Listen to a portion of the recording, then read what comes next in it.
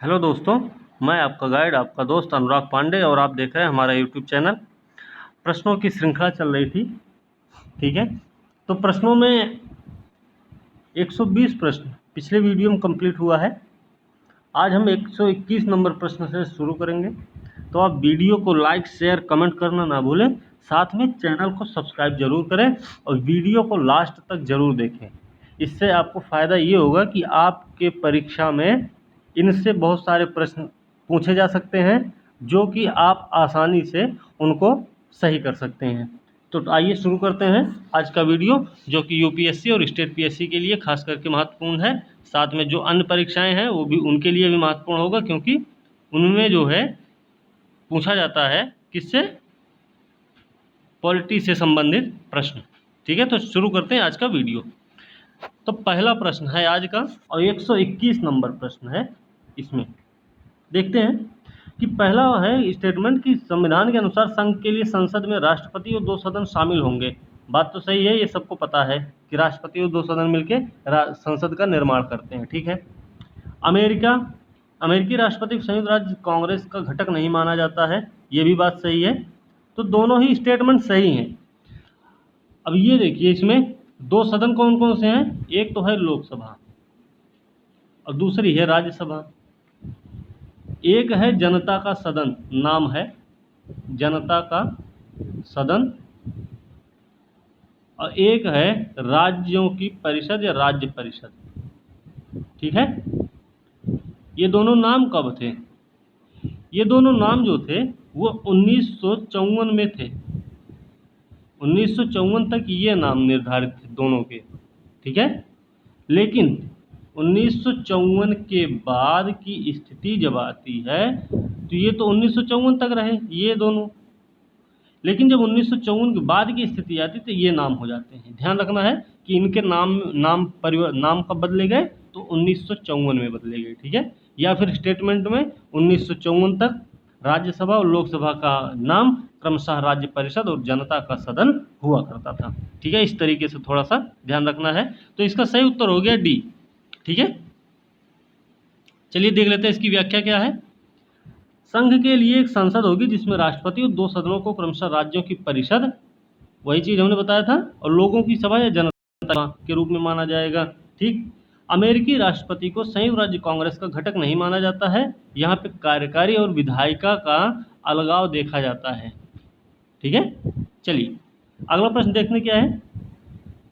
अगला प्रश्न है कि संविधान बताता है कि राज्यों की परिषद में प्रत्येक केंद्र शासित प्रदेश के प्रतिनिधियों का जो चुनाव होगा केंद्र शासित प्रदेश की विधानसभा के निर्वाचित सदस्यों द्वारा किया जाएगा। तो ये संविधान तो बताएगा नहीं, पहली बात। ठीक है।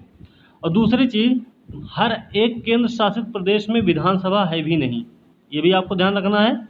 तो संविधान नहीं बताएगा तो कौन तय करता है? ये संसद। कैसे तय करेगी? कानून बनाकर। ये चीज संसद जो है कानून बना के तय करती है कि केंद्र शासित प्रदेशों से किस तरीके से चुनाव होगा राज्यसभा के सदस्यों का। ठीक है। तो पहला स्टेटमेंट क्या होगा आपका? गलत हुआ।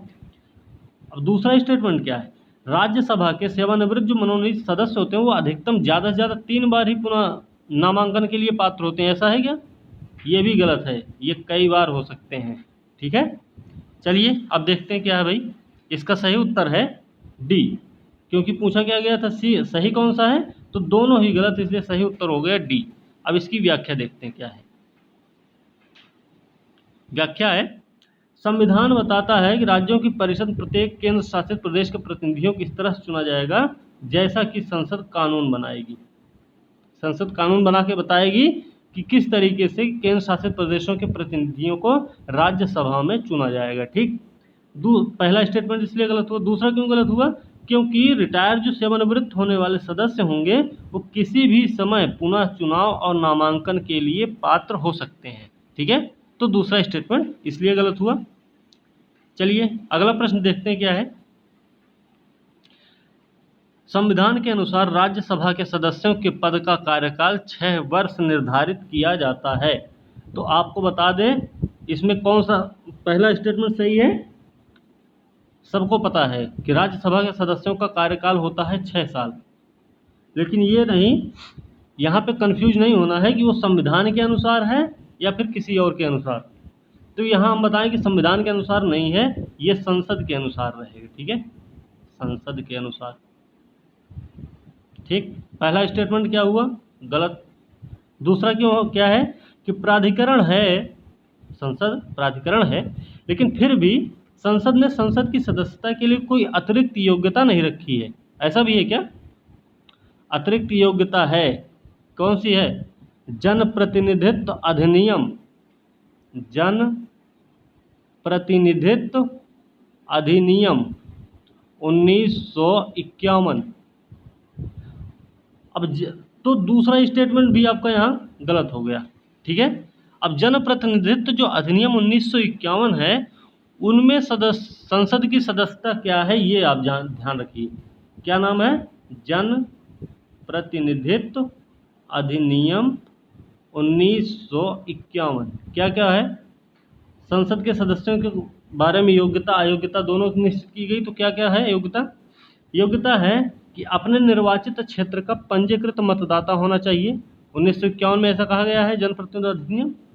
दूसरा है आरक्षित सीट पर अगर किसी को चुनाव लड़ना है तो उसको ये चीज़ ध्यान रखनी कि वो किसी राज्य से या संघ राज्य क्षेत्र से अनुसूचित जाति या जनजाति का सदस्य होना चाहिए। ठीक है, ये दोनों योग्यता के बारे में बताई गई। अब योग्यता अयोग्यता के बारे में क्या बताया जाता है? अयोग्यता अयोग्यता के बारे में। तो अयोग्यता के बारे में क्या है? जनप्रतिनिधित्व अधिनियम के अनुसार की हम बात कर रहे हैं, ना कि संविधान के अनुसार की बात कर रहे हैं। ठीक है, तो जनप्रतिनिधित्व अधिनियम में अयोग्यता क्या है कि चुनावी अपराध अगर हो जाए, ठीक, 2 वर्ष से अधिक की कारावास की सजा हो जाए, ठीक है, निर्धारित समय के अंदर चुनावी खर्च का ब्यौरा ना दे पाने पर अयोग्य माना जाएगा। सरकारी ठेका है, काम है, सेवा में दिलचस्पी नहीं होती है, तो उस समय भी वो अयोग्य माना जाएगा। ठीक, उसके अलावा लाभ के पद पर ना हो, ये भी जनप्रतिनिधित्व अधिनियम में है। साथ में भ्रष्टाचार और निष्ठावान होने के कारण अगर उसको बर्खास्त किया गया है तो वो भी चुनाव लड़ने के योग्य नहीं हो सकता। ठीक है, तो जनप्रतिनिधि अधिनियम 1951 के ये योग्यता और अयोग्यता की शर्तों को थोड़ा सा ध्यान रखना है। तो इसका सही उत्तर है डी। ठीक है ना, क्योंकि दोनों ही स्टेटमेंट गलत हैं। देखते क्या है, देखिए, संविधान ने राज्यसभा के सदस्यों के पद का कार्यकाल तय नहीं किया है। हमने बताया था संविधान ने नहीं तय किया, यह संसद पर छोड़ दिया गया है। पहली बात, पहला स्टेटमेंट गलत। संसद की सदस्यता के लिए संवैधानिक योग्यता के अलावा संसद ने जनप्रतिनिधित्व कानून 1951 में कुछ अतिरिक्त योग्यताएं रखी हैं। ठीक है, ऊपर हमने अभी बताया योग्यता और अयोग्यता के बारे में। जनप्रतिनिधित्व अधिनियम 1951 के तहत क्या कहा गया है। ठीक है ना, चलिए अगला प्रश्न देखते हैं। अगला प्रश्न है कि भारत के राष्ट्रपति संसद के दोनों सदनों को पुरस्कृत कर सकते हैं। पुरस्कृत मतलब दोनों सदनों को। भारत के राष्ट्रपति संसद के दोनों सदनों को पुरस्कृत कर सकते हैं। पुरस्कृत करने का मतलब है यहाँ पे उनका उत्साह बढ़ाना या फिर उनके कार्यकाल को आगे करना या फिर उनके सदस्यों का मनोबल बढ़ाना, इस तरीके से पुरस्कृत मतलब ये होता है। ठीक, दूसरी चीज़ है काउंसिल ऑफ स्टेट्स, जो राज्यों की परिषद है उसके अध्यक्ष के पास वोट डालने का अधिकार होता है। और वो कब होता है? टाई के मामले में, जब मतदान के लिए उपाध्यक्ष को हटाने का प्रस्ताव लिया जाता है। तो ऐसा कुछ तो नहीं है। इसमें पूछा गया सही कौन सा है, तो सही नहीं कौन सा सही नहीं है, इसमें मतलब पूछा गया गलत कौन सा है। तो देखते हैं गलत कौन सा है। पहला तो सही है, ठीक है, तो दूसरा गलत है इसमें। ठीक है ना, पहला सही है लेकिन दूसरा गलत है इसमें। अब देखते क्या है, क्यों गलत है, इसके बारे में थोड़ा देख लेते हैं। कि भारत के राष्ट्रपति संसद के दोनों सदनों को पुरस्कृत लेकिन केवल लोकसभा को भंग कर सकते हैं। हमने बताया था ना कि पुरस्कृत का मतलब उनको उनका कार्यकाल बढ़ाना, उनमें कोई हस्तक्षेप नहीं करेंगे, ठीक है, साथ साथ सब चलता रहे। लेकिन लोकसभा एक ऐसी संस्था जिसको भंग भी कर सकते हैं। राज्यसभा कभी भंग नहीं होती। राज्यसभा जो है उसको स्थायी सदन कहा जाता है और साथ में ये भी ध्यान रखना है इसके 1/3 सदस्य जो है हर दूसरे साल में दूसरे वर्ष क्या होते हैं, रिटायर होते हैं। ठीक है, चलिए तो देखते हैं अब क्या है।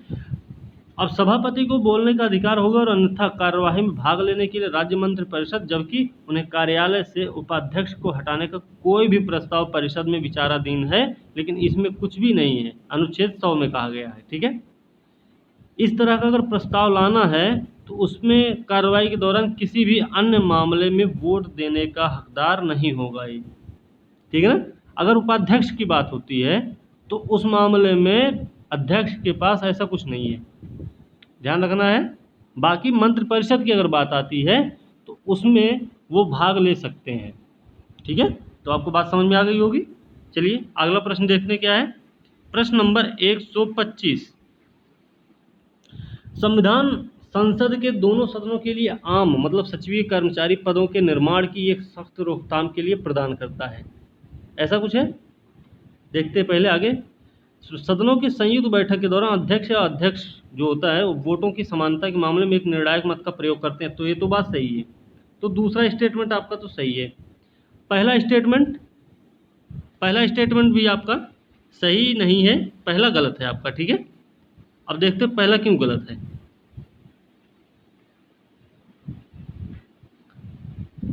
पहला इस मामले में गलत है कि संसद के प्रत्येक सदन का अपना एक अलग सचिवीय स्टाफ होता है, 98 अनुच्छेद 1 के तहत कहा गया है। ठीक है, अनुच्छेद 98 क्लॉज 1 के तहत कहा गया है कि संसद का जो प्रत्येक सदन होगा उसके अपने सचिवीय स्टाफ होंगे, पहली चीज।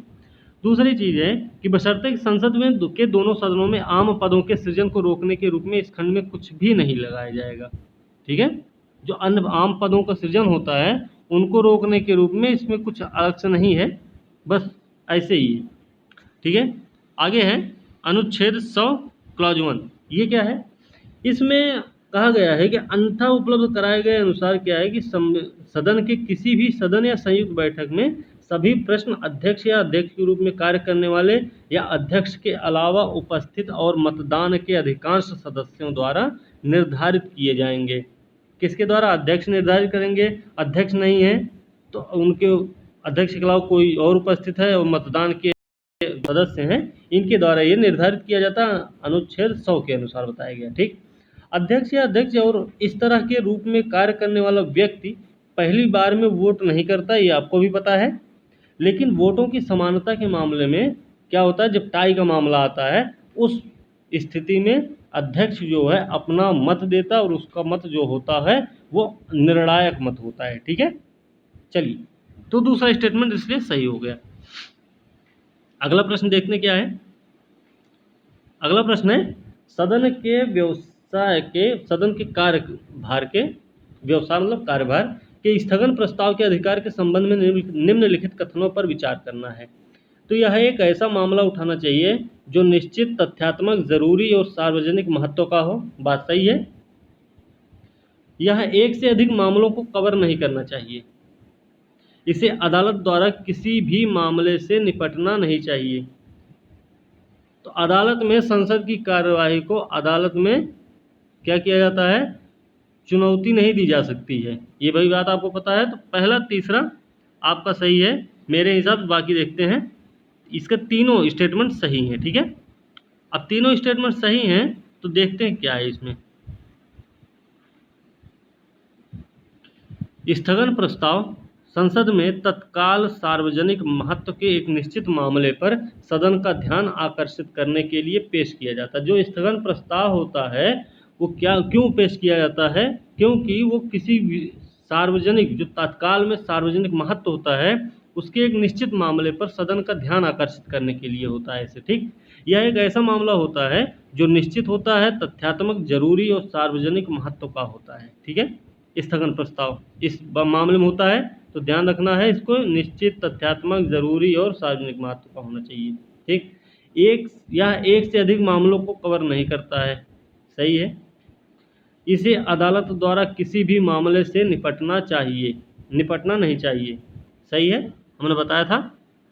तो तीनों स्टेटमेंट आपके क्या है, सही है। अब क्या है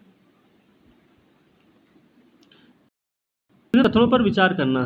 तो इसमें पूछा गया, पहला स्टेटमेंट है कि संयुक्त बैठक केवल साधारण बिल या मनी बिल पर लागू होती है। ऐसा नहीं है, ठीक है। क्यों? आपको हम बता दें, संयुक्त बैठक अभी तक 3 बार हो चुकी है, ठीक है। 3 बार हुई है संयुक्त बैठक। कब कब? एक दहेज वाले मामले में, दूसरा बैंक सेवा आयोग के मामले में, बैंक सेवा आयोग के मामले में, और तीसरा मामला हुआ है कोटा वाले में, ठीक है। ये 3 बार अभी तक संयुक्त अधिवेशन बुलाया गया है। अगर साधारण बिल या मनी बिल की बात होती तो इसमें क्या होता,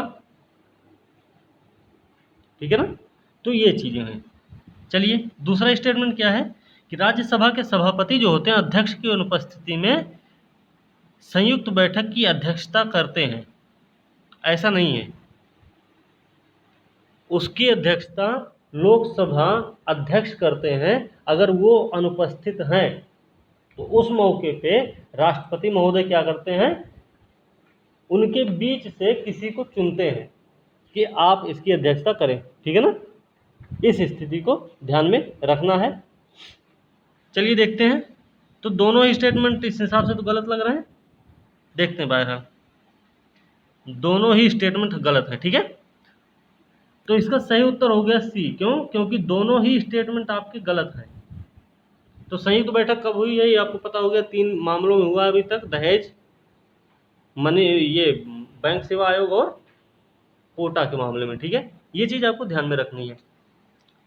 और दूसरा हम बता रहे हैं कि ये संयुक्त बैठक की अध्यक्षता सभापति की अनुपस्थिति में राज्यसभा के सभापति अध्यक्ष, सभापति जो होते हैं वो नहीं करते हैं। उसके लिए राष्ट्रपति महोदय किसी को उसी लोकसभा से ही चुनते हैं, ठीक है, अपने अनुसार चुनते हैं, ऐसा नहीं है, ठीक है। तो दोनों स्टेटमेंट गलत है। अब देखते हैं क्या है। संयुक्त बैठक केवल साधारण बिल या मनी वित्तीय बिलों पर लागू होती है, ना कि धन बिलों या संवैधानिक संशोधन। अच्छा, ठीक ठीक ठीक।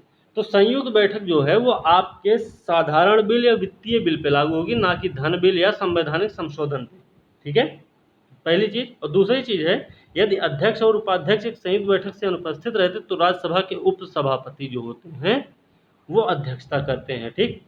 राज्यसभा का अध्यक्ष संयुक्त बैठक की अध्यक्षता नहीं करता है, क्योंकि वह संसद के किसी भी सदन का सदस्य नहीं होता है।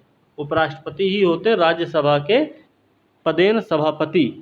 तो इस बात को भी ध्यान में रखना है, इस बात को भूलना नहीं है आपको कि उपराष्ट्रपति कौन होते हैं। ये होते हैं राज्यसभा के पदेन सभापति। लेकिन उसमें एक शर्त ये भी रहती है कि उपराष्ट्रपति बनने के लिए योग्यता होनी चाहिए, बस, सदस्य नहीं जरूरी है, ठीक। तो वो सदस्य भी नहीं होते, और जब सदस्य नहीं होते तो अध्यक्षता कैसे कर सकते हैं। और यही बात राष्ट्रपति के भी मामले में आता है, क्योंकि वो भी किसी भी सदन के सदस्य नहीं होते हैं, उनमें सिर्फ वो योग्यता होनी चाहिए। तो राष्ट्रपति के मामले में क्या है, लोकसभा की सदस्यता होने की योग्यता होनी चाहिए, और इनमें जो उपराष्ट्रपति होते हैं इनमें राज्यसभा के सदस्य होने की योग्यता होनी चाहिए, ठीक है। चलिए, दोनों चीज़ें आपको क्लियर हुई। अगला प्रश्न देखते हैं क्या है। अगला प्रश्न है, आरोपित व्यय जो है वो संसद द्वारा गैर मतदान योग्य है, ठीक है। दूसरा स्टेटमेंट, उच्च न्यायालय के न्यायाधीशों की पेंशन जो है भारत के आरोपित व्यय की श्रेणी में आती है। तीसरा है, ऋण का जो शुल्क होता है जिसके लिए भारत सरकार उत्तरदायी भारत के आवेशित व्यय की श्रेणी में आता है। अब ये तीनों कथन सही है क्या, देखते हैं इनकी व्याख्या। तीनों ही स्टेटमेंट आपके सही हैं। चलिए देखते हैं इनकी व्याख्या क्या है। व्याख्या है कि आरोपित व्यय जो होता है संसद के द्वारा गैर मतलब इस पर कोई मतदान नहीं किया जाएगा, ठीक। यह केवल संसद द्वारा चर्चा हो सकती है, ध्यान रखना है कि चर्चा हो सकती है लेकिन मतदान नहीं हो सकता, ठीक है। दूसरी चीज, उच्चतम न्यायालय के न्यायाधीशों के वेतन हैं, भत्ते हैं और पेंशन, और केवल उच्च न्यायालय के न्यायाधीशों की पेंशन भारत के आरोपित व्यय की श्रेणी में आते हैं, इसलिए दूसरा भी स्टेटमेंट सही है, ठीक है। तीसरा क्या है, जो ऋण का शुल्क होता है जिसके लिए भारत सरकार उत्तरदायी, जिसमें ब्याज है, डूबता हुआ फंड शुल्क हो, मोचन शुल्क, ऋणों के उठाव से संबंधित अन्य व्यय और ऋण की सेवा, ऋण मोचन भारत के आवेशित व्यय की श्रेणी में आते हैं। ठीक है, चलो अगला प्रश्न देखते हैं क्या है। निम्नलिखित में से किसे भारत के सार्वजनिक खाते में जमा किया जाता है, ये देखना है। तो इसमें भविष्य निधि जमा है, ट्रेजरी बिल जारी करके ऋण उठाया गया हो वो भी जमा किया जाएगा, प्रेषण और बचत बैंक जमा, ये सभी जमा होते हैं क्या?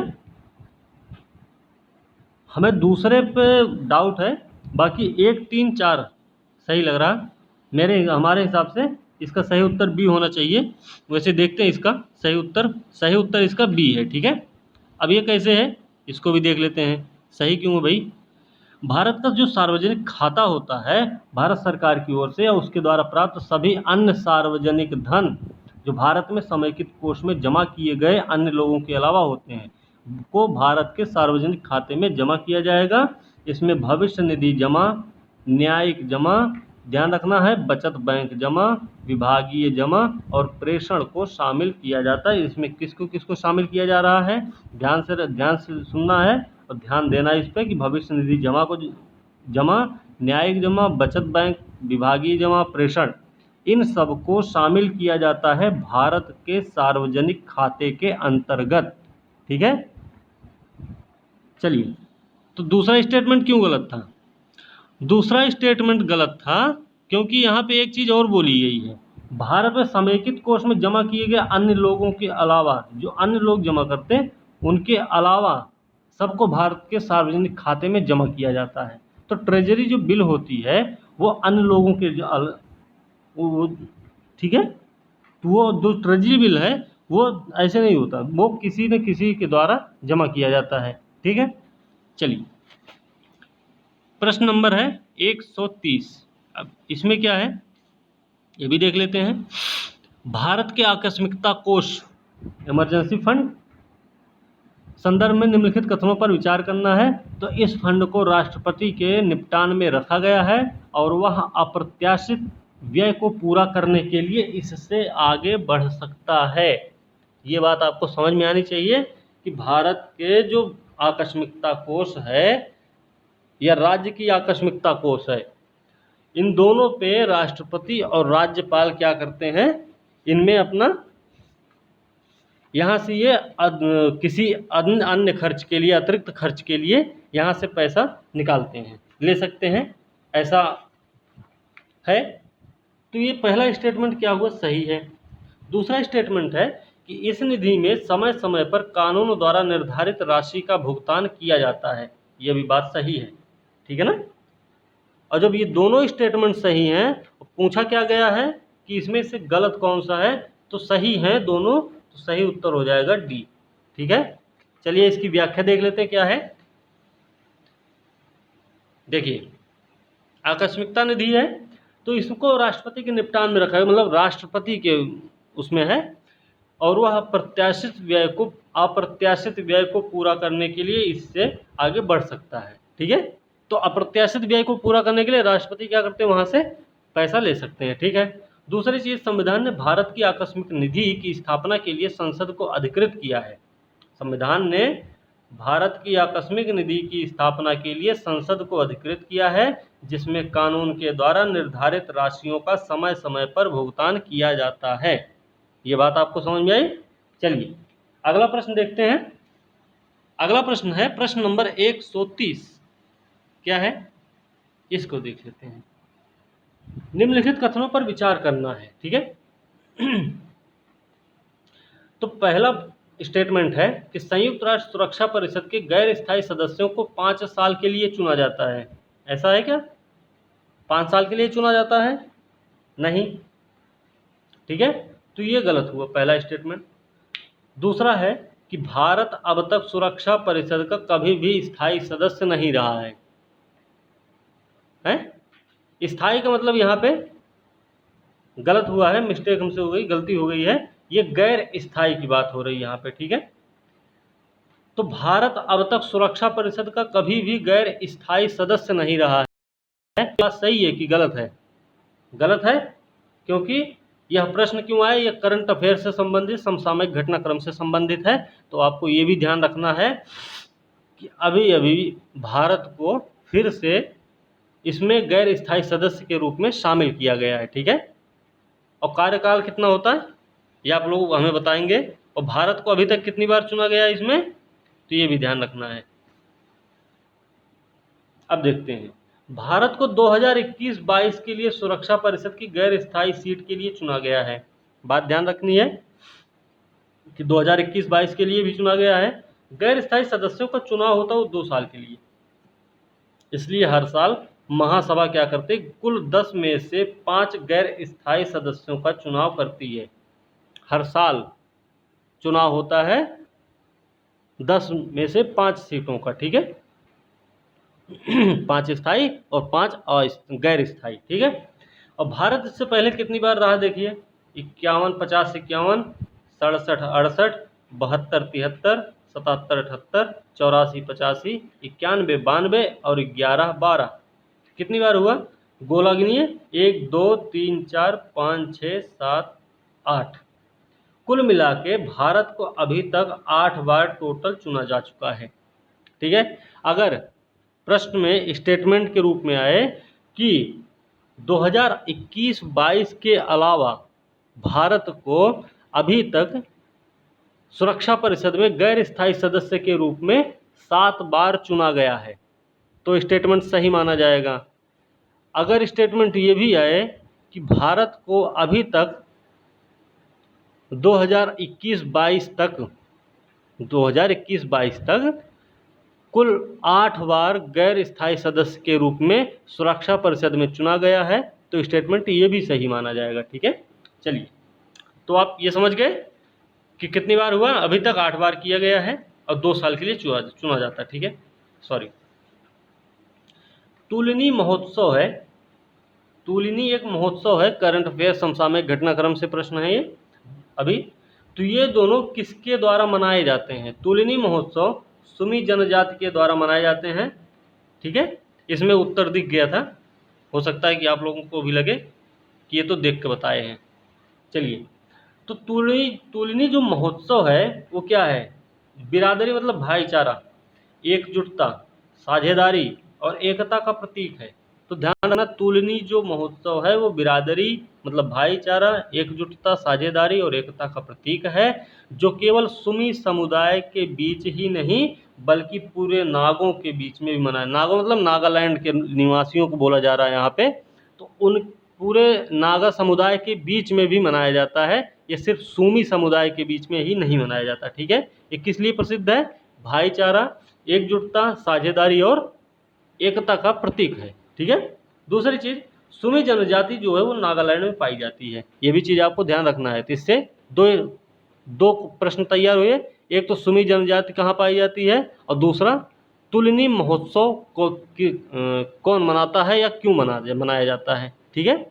या फिर किस राज्य में तुलनी महोत्सव मनाया जाता है। तो ये चीज़ आपको क्लियर हुई कि ये मनाया जाता है नागालैंड में। नागालैंड के नागा जनजातियों द्वारा मनाया जाता है, सुमी जनजाति के द्वारा मनाया जाता है। यह जो है बिरादरी मतलब भाईचारा, एकजुटता, साझेदारी और एकता का प्रतीक के रूप में मनाते हैं, ठीक है। चलिए, अगला प्रश्न देखते हैं क्या है।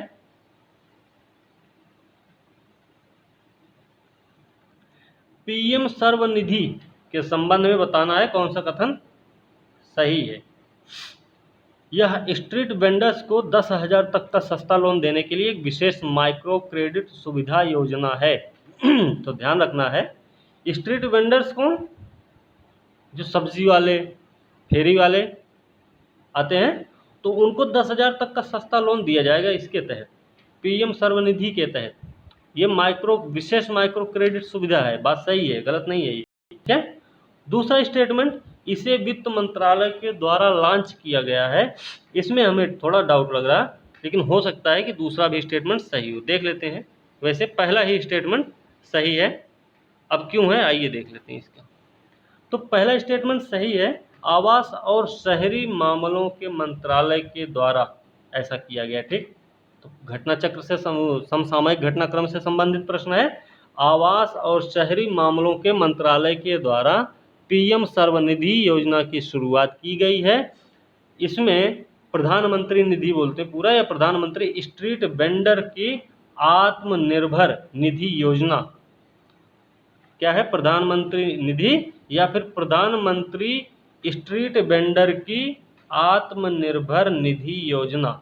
ठीक है, यह 50 लाख से अधिक स्ट्रीट वेंडर्स को क्या करेगा, 50 लाख से अधिक स्ट्रीट वेंडर्स जो आपके हैं उनको क्या करेगा कि अर्बन, शहरों में क्या, शहरों में अर्बन को मतलब 10,000 तक का उनको क्या करेंगे, सस्ती ऋण प्रदान करने के लिए विशेष माइक्रो क्रेडिट सुविधा है। जिनके पास क्या है 24 मार्च को उससे पहले उनके कारोबार का संचालन हो रहा होगा, 24 मार्च से पहले जिनके पास संचालन का काम है उनके लिए है ये योजना। ठीक, और यह योजना मार्च 2022 तक वैध रहेगी। ये भी ध्यान रखना है कि 2022 तक वैध रहेगी।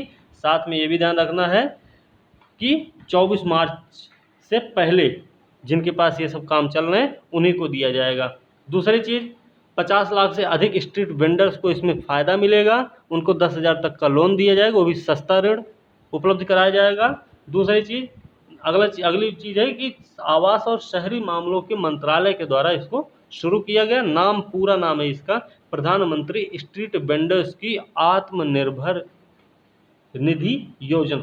ठीक है, ये चीज़ें आपको ध्यान में रखनी है और ये 2022 तक वैध रहेगा, ये बिल्कुल नहीं भूलना भाई। चलिए अगला प्रश्न देखते हैं। अब खुल गया है, आंसर भी सामने ही है। तो सिविल सर्विसेज बोर्ड का नेतृत्व कौन करता है? सिविल सर्विसेज बोर्ड का नेतृत्व राज्य के मुख्य सचिव करते हैं। ठीक है, तो जो राज्यों के मुख्य सचिव होते हैं वो सिविल सर्विसेज बोर्ड का नेतृत्व करते हैं। ये घटनाक्रम से संबंधित, समसामयिक घटनाक्रम से संबंधित है, तो जरूर ऐसा कुछ हुआ होगा। देखते हैं क्या है, क्यों ये आया, चर्चा में क्यों हुआ, देखते हैं। चलिए, नियमों के अनुसार सभी राज्यों में नौकरशाहों के स्थानांतरण पोस्टिंग पर निर्णय लेने के लिए एक सिविल सेवा बोर्ड होना चाहिए। क्या है, नौकरशाहों का स्थानांतरण और पोस्टिंग पर निर्णय लेने के लिए एक सिविल सेवा बोर्ड होना चाहिए। ठीक है, बोर्ड को अपने निर्धारित कार्यकाल के पूरा होने से पहले एक सिविल सेवक के स्थानांतरण पर निर्णय लेना अनिवार्य है। यह भी जरूरी है कि आपका कार्यकाल पूरा हो उससे पहले आप एक सिविल सेवक के स्थानांतरण पर निर्णय लेना है, आपको जरूरी है। नियम क्या है, सिविल सेवा बोर्ड को 1 जनवरी को वार्षिक रिपोर्ट प्रस्तुत करने के लिए केंद्र सरकार को उनके द्वारा आयोजित बैठकों की तारीख के बारे में और साथ ही संबंधित राज्य सरकार केंद्र शासित प्रदेश की वेबसाइट पर सार्वजनिक डोमेन में अपलोड करने के लिए आदेश देते हैं। सही है कि भाई जो भी स्थिति है, जो भी रिपोर्ट है, जो भी कंडीशन है, उनको आप रिपोर्ट कैसे करेंगे, तो आप अपलोड करिए उनको।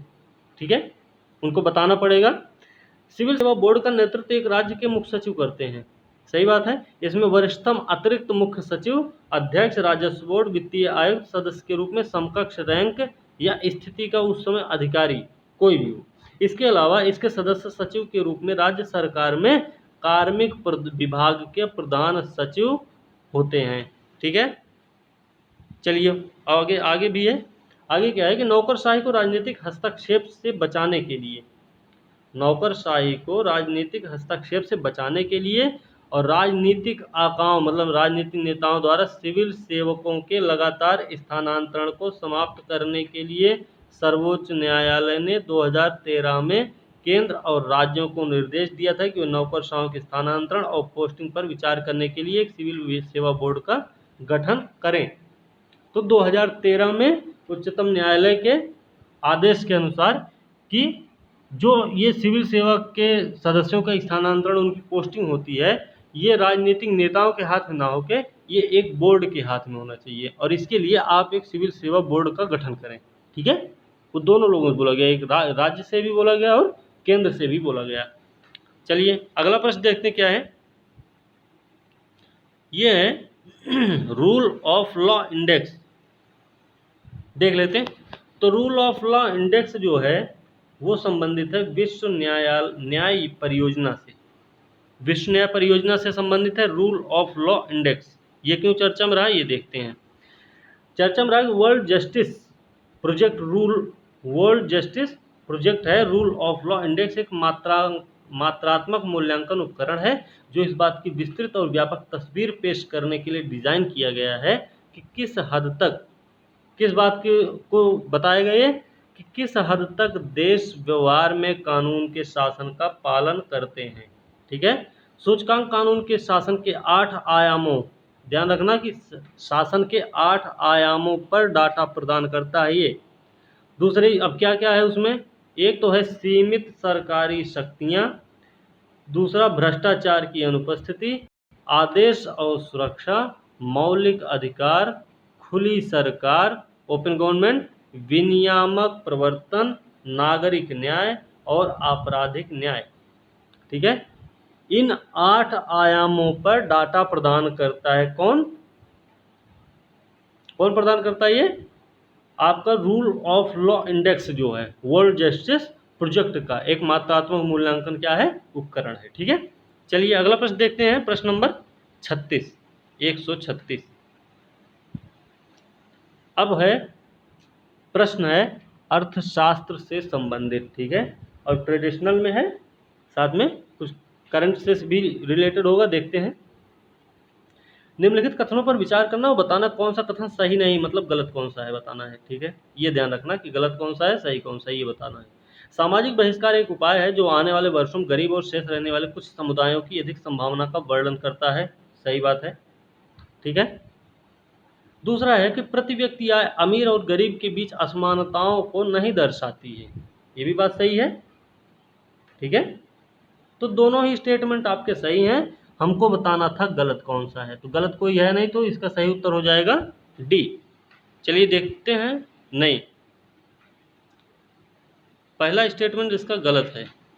ठीक है, पहला स्टेटमेंट इसका गलत है, देखते हैं गलत क्यों है।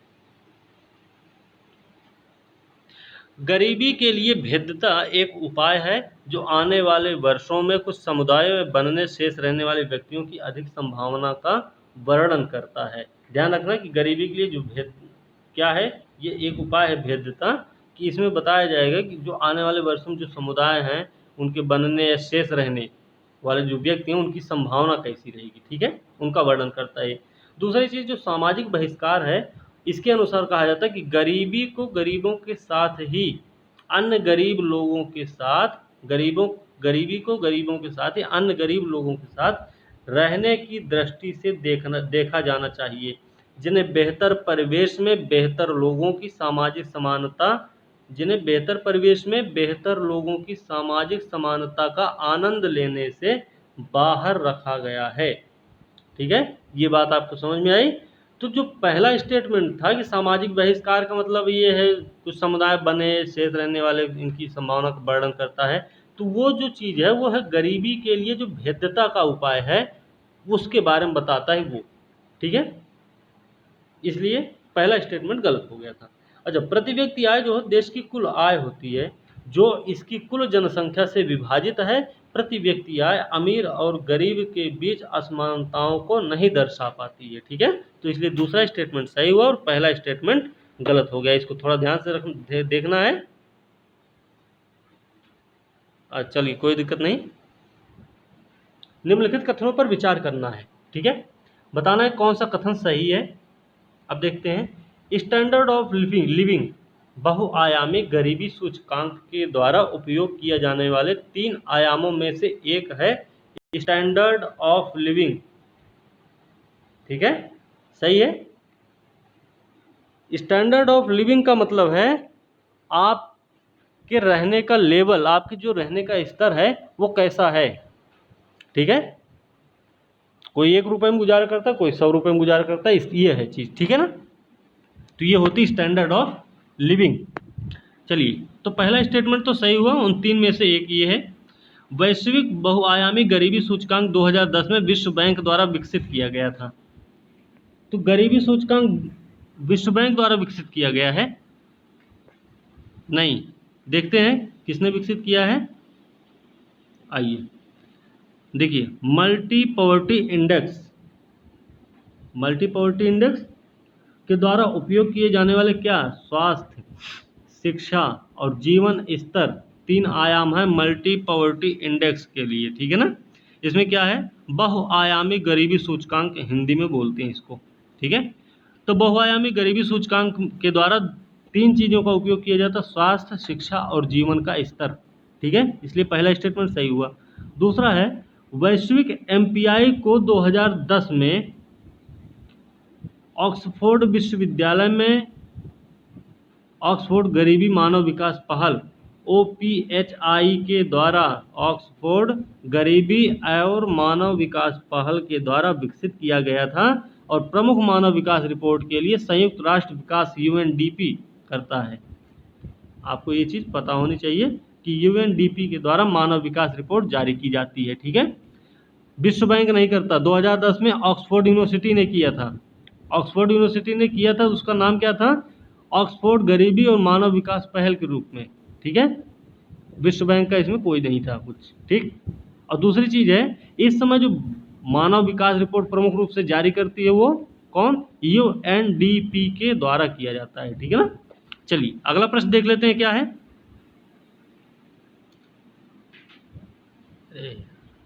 चलिए कोई नहीं, निम्नलिखित कथनों पर विचार करना है, ठीक है। पहला स्टेटमेंट है ग्रेट गैट्सबी कर्व एक पीढ़ी में धन की एकाग्रता और अंतर आर्थिक गतिशीलता पर इसके प्रभाव के बीच सहसंबंध प्रदान करता है।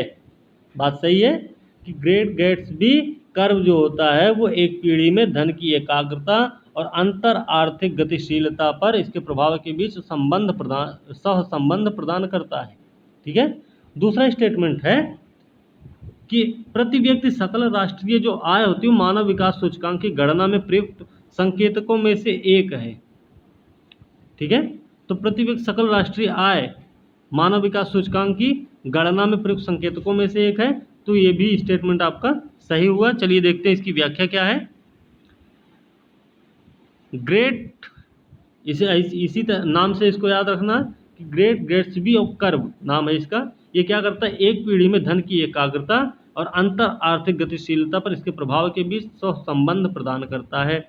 दूसरा है जन्म के समय जीवन प्रत्याशा, जन्म के समय मानव विकास सूचकांक, जन्म के समय जीवन प्रत्याशा, स्कूली शिक्षा की अपेक्षित वर्ष, स्कूल की पढ़ाई के वर्ष, सकल राष्ट्रीय आय प्रति व्यक्ति जो हैं ये मानव विकास सूचकांक की गणना में संकेतक के रूप में उपयोग किया जाता है। तो ध्यान रखना जन्म के समय जीवन प्रत्याशा को भी शामिल किया जाता है, स्कूली शिक्षा मतलब शिक्षा को भी। तो स्वास्थ्य शिक्षा और जीवन स्तर, भाई प्रति व्यक्ति आय आदमी की अगर ज़्यादा रहेगी तो उसका रहने का लेवल भी तो अच्छा रहेगा, जीवन स्तर भी उसका बढ़िया रहेगा। लेकिन अगर उसकी इनकम कम रहेगी तो उस अपने इनकम के हिसाब से ही करेगा काम, अपने हिसाब से रहेगा। तो वो जो है यहाँ पे सकल राष्ट्रीय आय जो है ये इसमें क्या है, एक संकेतक के रूप में काम करते हैं ये लोग, ठीक है। चलिए अगला प्रश्न देखते हैं। ये है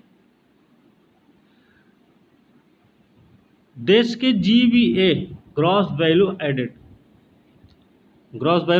वैल्यू एडेड में कृषि और संबद्ध क्षेत्रों की हिस्सेदारी 2014-15 के स्तर से घट गई है। बात सही है क्या, सही नहीं है पूछा गया है, तो बताना हमको क्या है कि गलत कौन सा है। तो पहला स्टेटमेंट सही है क्योंकि यहाँ पे आप देख भी रहे हैं कि इसमें जो सही उत्तर इसका बी है, तो हमें गलत बताना तो इसका दूसरा ही गलत होगा। तो पहला स्टेटमेंट सही है क्योंकि जो सकल मूल्य वर्धित है इसमें कृषि और संबद्ध क्षेत्रों की जो हिस्सेदारी है वो 2014-15 के स्तर से घट चुकी है इस समय, ठीक है। पहला स्टेटमेंट सही। दूसरा है 2018 में चीन के बाद भारत तैयार स्टील का दूसरा सबसे बड़ा उपभोक्ता बन गया, ऐसा तो है नहीं, तो इसलिए दूसरा स्टेटमेंट तभी गलत हो गया, ठीक है। चलिए देखते हैं व्याख्या क्या है। अब देखिए व्याख्या, देश के GVA में सकल मूल्य वर्धित में कृषि संबद्ध क्षेत्रों की हिस्सेदारी 14-15 के स्तर से घट गई है। जैसे 14-15 में कितना थे, 18.2%, 19-20 में 16.5% पे आ गई, ठीक है। पहला स्टेटमेंट सही। 2018 में चीन और संयुक्त राज्य अमेरिका के बाद भारत तैयार स्टील का तीसरा सबसे बड़ा उपभोक्ता बना है। ये चीज़ आपको ध्यान रखनी है कि चीन है, फिर USA है, फिर उसके बाद भारत है, वो भी तैयार स्टील का तीसरा सबसे बड़ा उपभोक्ता बना है भारत, ठीक है ना, दूसरा नहीं है। चलिए अगला प्रश्न देखते भाई कि निम्नलिखित कथनों पर विचार करना है। कुल निर्यात का 15% हिस्सा सेवा क्षेत्र का है। सेवा क्षेत्र का हिस्सा सबसे ज़्यादा है आज के समय में, ये चीज़ ध्यान रखनी है। सेवा क्षेत्र, हॉस्पिटल व्यवस्था हमारे यहाँ, पर्यटन सेवा है, ये परिवहन सेवा है, तो ये सब सेवा क्षेत्र से के अंतर्गत आते हैं। ठीक है, तो ये इनका हिस्सा बहुत ज़्यादा है आज के समय में। 15% क्या है, 15% बहुत है। टर्शियरी सेक्टर में आते हैं ना, तृतीय क्षेत्र में, तो उनका हिस्सा बहुत ज़्यादा है। ठीक है, पहला स्टेटमेंट इसलिए गलत हो गया। अब ये डी नहीं देखे हो तो तब भी यही सही होता। ठीक, सेवा क्षेत्र देश के जीवीए का 75% हिस्सा, अब ये भी नहीं, इतना भी नहीं है, इतना लंबा चौड़ा भी नहीं है। ठीक है, इसलिए दोनों ही स्टेटमेंट गलत हो गए। देख लेते हैं कितना है। देखिए, सेवा क्षेत्र का कुल निर्यात का 38% हिस्सा होता है सेवा क्षेत्र का, और सेवा क्षेत्र आपका थर्ड टर्शियरी सेक्टर का भाग है, ये भी ध्यान रखना है। ठीक है, दूसरा है सेवा क्षेत्र के जीवीए के 55% के लिए जिम्मेदार है। जीवीए में 55% के लिए जिम्मेदार है सेवा क्षेत्र, और कुल निर्यात में 38% की हिस्सेदारी है। दोनों चीज़ें आपको क्लियर हो गई होंगी। ठीक है,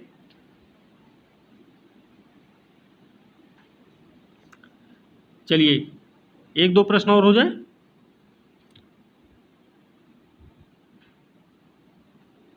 चलिए आज की वीडियो यहीं पे समाप्त करते हैं। ठीक है, अब अगली वीडियो कल।